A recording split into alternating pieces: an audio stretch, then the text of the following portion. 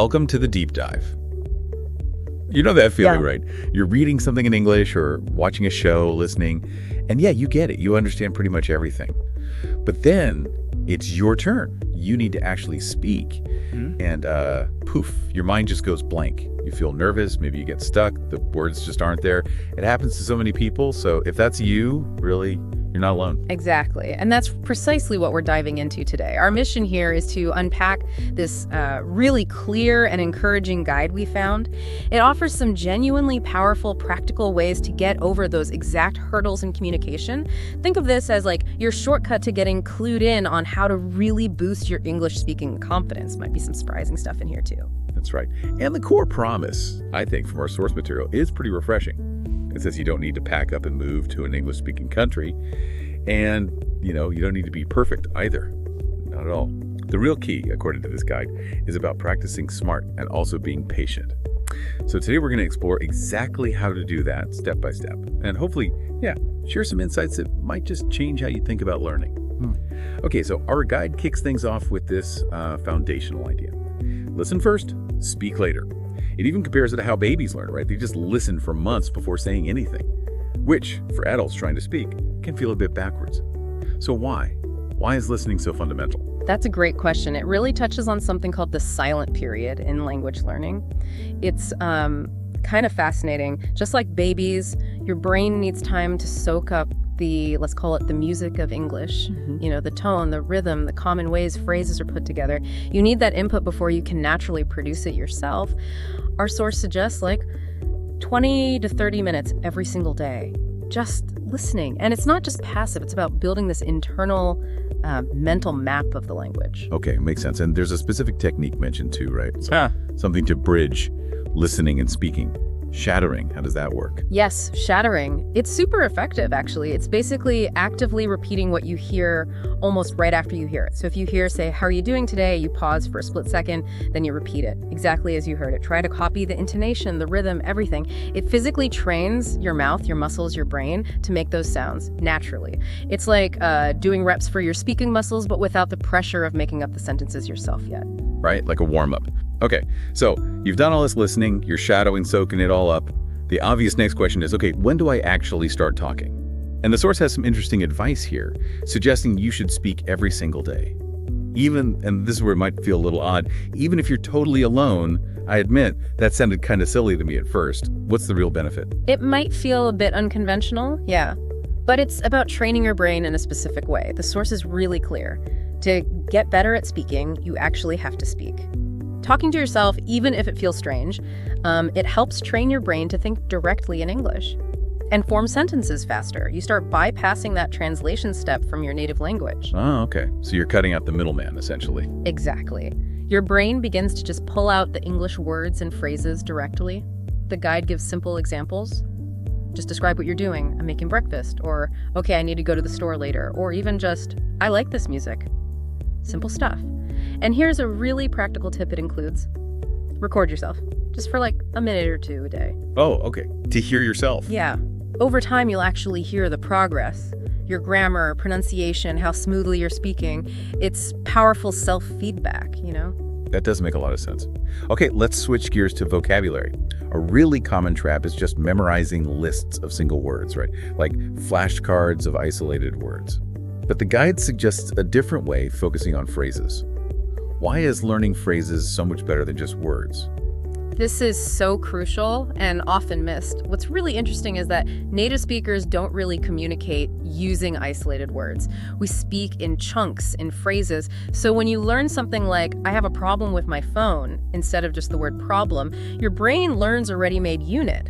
It actually reduces the mental effort when you speak because you're grabbing these pre-built structures, not trying to glue individual words together on the fly. So it makes the conversation flow more easily because you're not constantly building from scratch. Precisely. You're building up this library of useful, everyday chunks of language. The guide mentions things like, what time is it? Or I'm looking for a place to eat.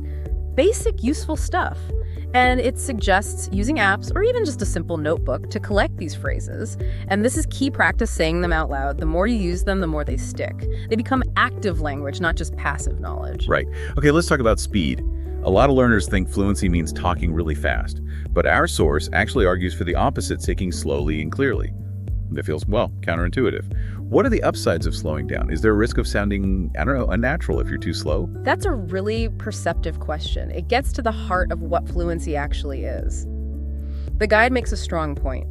True fluency isn't about speed. It's about expressing yourself clearly and confidently. When you speak more slowly, you actually tend to make fewer grammar mistakes. You sound more controlled, more confident. And importantly, people understand you better. Rushing often leads to tripping over words, more ums and ahs, more errors, actually, which can then knock your confidence. Okay, so slowing down might paradoxically make you sound more fluent and confident. Absolutely. Take breaths, pause between sentences, it's fine. The source points out that even native speakers don't just machine gun their words out all the time. Clarity, it argues, is way more important than speed. It makes the whole process less intimidating, really. Gives your brain that crucial half second to find the right word. This next tip feels like a big one, like potentially game-changing for fluency. Thinking directly in English, instead of doing that constant translation in your head from your native language, which really slows things down, right? Yeah. For someone stuck in that translation habit, what's the main mental block? And how does the guide suggest you start breaking that habit? Yeah, that internal translation habit is a tough one to break. The source definitely flags it as inefficient. It often leads to phrasing that sounds a bit off or unnatural in English. The biggest hurdle is just, well, starting. It's about consciously deciding to bypass the translation and trusting your brain to find the English word directly. It feels weird at first. How do you even begin that without feeling totally lost for words? You start really small, but consistently. The guide uses the example of seeing a cat. Instead of thinking the word in your language first, then translating, you train yourself to just think cat directly. Just labeling things around you in English in your head. Exactly. Or starting your day with simple English thoughts like, okay, I feel tired, or it's a beautiful morning, or right, need coffee. It's about building that new mental pathway, making direct English thought the default, little by little. Okay, so we've covered listening, shadowing, talking to yourself, learning phrases, thinking in English, but eventually you need real people, right? Real conversations are key for progress. Our source really emphasizes this and gives some good ideas for connecting. Where can listeners find these real interactions? What do you get from that you can't get alone? Right, because real conversation is messy. It's unpredictable. That's where you learn to adapt, understand different accents, handle interruptions, unexpected questions, things you don't get practicing alone. The guide lists quite a few practical options, online communities, WhatsApp groups, dedicated Facebook pages for English practice, and it specifically mentions some language exchange apps, things like HelloTalk, Tandem, Speaky, Conversation Exchange, loads of options. So technology makes it pretty accessible now. You don't need to physically go somewhere. Not at all. And the guide stresses that even just 10 minutes of real chat a day can make a huge difference.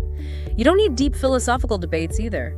Start simple. What's your favorite food? How was your day? What are you doing this weekend? It's that consistent, low-pressure exposure that builds that adaptive, real-world fluency. Okay, now for a really big one for a lot of learners. Yeah. The fear of making mistakes. It can be absolutely paralyzing, right? It stops people from even trying sometimes. But our guide turns this on its head. It actually says mistakes are good. That's a massive mental shift. What's the logic there? How do we embrace that? It is a huge shift, and it targets a major psychological block. The source basically argues that mistakes aren't failures. They're evidence. They're proof that you're actually learning, you're pushing yourself, you're trying things out. Every mistake is actually a step forward. In language learning theory, they sometimes call these productive errors because they show you're actively figuring out the language system. So making mistakes means you're in the game, you're actively doing the work. Precisely. The guide really hammers this home. Nobody speaks perfectly, not even native speakers. We all misspeak, use the wrong words sometimes, correct ourselves. So the absolute worst thing you can do is let the fear stop you from speaking. The source basically says the more productive errors you make, probably the faster you're learning. So just speak. And hey, if someone corrects you, the advice is simple. Just say thank you. It's free feedback. It's all part of the process. That's a much healthier way to look at it. Okay, we live in this age of amazing technology. It'd be crazy not to use it right. And the guide definitely leans into this, suggesting practical ways to use tools we probably already have. What kind of tech are we talking about? Yeah, the guide points out we've got these incredible personalized learning tools right in our pockets, basically, offering instant feedback without any judgment.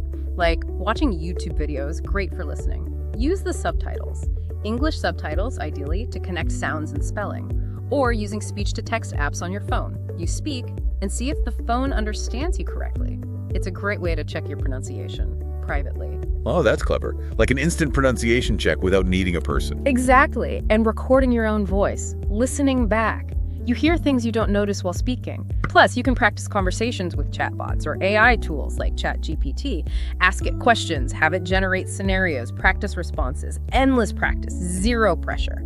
The main point is, you don't need a teacher standing over you every day. Technology empowers you to practice anytime, anywhere. Okay, nearly there.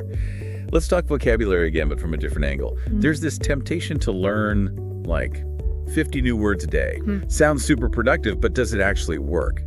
How does the source suggest a more sustainable approach? Yeah, that learn 100 words a day approach. The guide suggests it's mostly ineffective for actually using the language long-term. You might recognize the words, but can you use them? Probably not. Instead, it recommends a much more manageable goal. Learn maybe just 5 new words or phrases a day. 5. But, and this is the absolute crucial part, you have to actively use them. Integrate them immediately into your speaking or writing that day. So it's not just memorizing, it's about activating the words. Exactly right. It's about active recall. So say you learn the word improve. Don't just put it on a list. Consciously use it. Say things like, I want to improve my English. Or maybe write, my speaking is improving. Or tell your language partner, I'm trying to improve my pronunciation. The more you consciously retrieve and use that new word in meaningful context, the more likely your brain is to say, oh, this is useful, and store it in your long-term usable vocabulary. Makes sense. Quality over quantity and active use.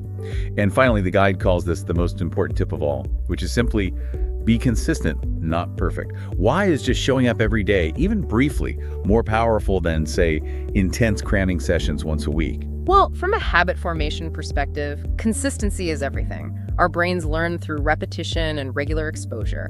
The guide really stresses this. You don't need perfection. I just need to show up every single day. Even if it's just for 10 or 15 minutes, that daily touch point is far more effective than a marathon session once a week because it keeps the connections active, it builds that habit loop. So it's about making it a small, non-negotiable part of your routine. Precisely. The guide sums up the cycle. Listen, speak, think, repeat. Listen, speak, think, repeat. Daily. That steady, repetitive engagement builds strong skills over time. It frames learning English not as this frantic race to some finish line, but as, an ongoing journey. Be patient with yourself, it says. Celebrate the small wins. It's the buildup of all those small, consistent steps that leads to really significant progress. Okay, so to quickly recap the big ideas. Mastering spoken English isn't really about huge gestures or needing to be somewhere specific. It's about these smart, consistent, daily practices. Listening actively, using shadowing, speaking every day, even just to yourself at first. Learning useful phrases, not just single words, speaking clearly rather than just fast. Training yourself to think directly in English, finding ways to connect with other speakers.